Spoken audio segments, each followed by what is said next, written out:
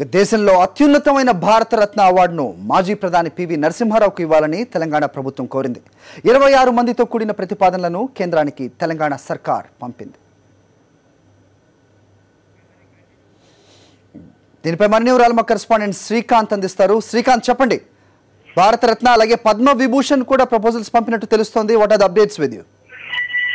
అదే వాస్తవానికి కేంద్ర ప్రభుత్వం నుంచి ఈ రోజు పద్మ అవార్డులకు సంబంధించి రాష్ట్ర ప్రభుత్వాలు అటు తెలంగాణ ఇటు ఆంధ్రప్రదేశ్ కూడా ఈ రోజు పంపాల్సినటువంటి చివరి తేదీ ఈ రోజు కావడంతో తెలంగాణ ప్రభుత్వం ముఖ్యమంత్రి కేసీఆర్ దీనిపై ఒక ఉన్నత స్థాయి సమావేశం ఏర్పాటు చేసి ప్రభుత్వానికి మొత్తం 39 దరఖాస్తులు అందాయి. వివిధ దశల్లో పద్మశ్రీ, పద్మ విభూషణ్ సంబంధించి 39 దరఖాస్తులు అందినటువంటి నేపథ్యంలో మొత్తం 39ని ముఖ్యమంత్రి ఆమోదానికి చీఫ్ సెక్రటరీ పంపించారు.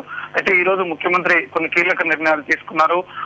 రాష్ట్ర ప్రభుత్వం తెలంగాణ ప్రభుత్వం తరఫున దివంగత పివి నరసింహారావుకు భారతరత్న అవార్డు ఇవ్వాల్సిందిగా తెలంగాణ ప్రభుత్వం సిఫారసు చేసింది. అలాగే పద్మ విభూషణ్ కోసం తెలంగాణ జాతిపితగా చెప్తున్నటువంటి ప్రొఫెసర్ జయశంకర్ తెలంగాణ ఏర్పాటు కోసం సుదీర్ఘ పోరాటం చేసి దివంగతులైనటువంటి ప్రొఫెసర్ జయశంకర్ కు పద్మ విభూషణ్, అలాగే ప్రొఫెసర్ మల్లారెడ్డి తెలంగాణకు చెంది తెలంగాణలో విద్యా వ్యవస్థకు పాటుపడినటువంటి దివంగత ప్రొఫెసర్ మల్లారెడ్డికి పద్మభూషణ్ ఇవ్వాల్సిందిగా తెలంగాణ ప్రభుత్వం కేంద్ర ప్రభుత్వానికి సిఫారసు చేసింది. అలాగే పద్మశ్రీ ఈ ముగ్గురు కూడా దివంగతులైన తర్వాత దేశంలో అత్యున్నత పురస్కారాలు ఇవ్వాల్సిందిగా తెలంగాణ ప్రభుత్వం సిఫారసు చేసింది.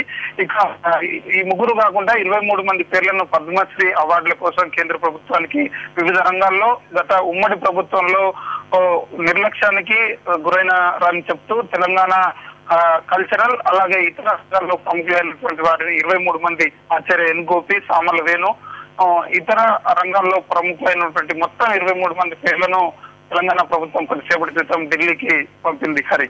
Okay Srikanth, thanks for the inputs.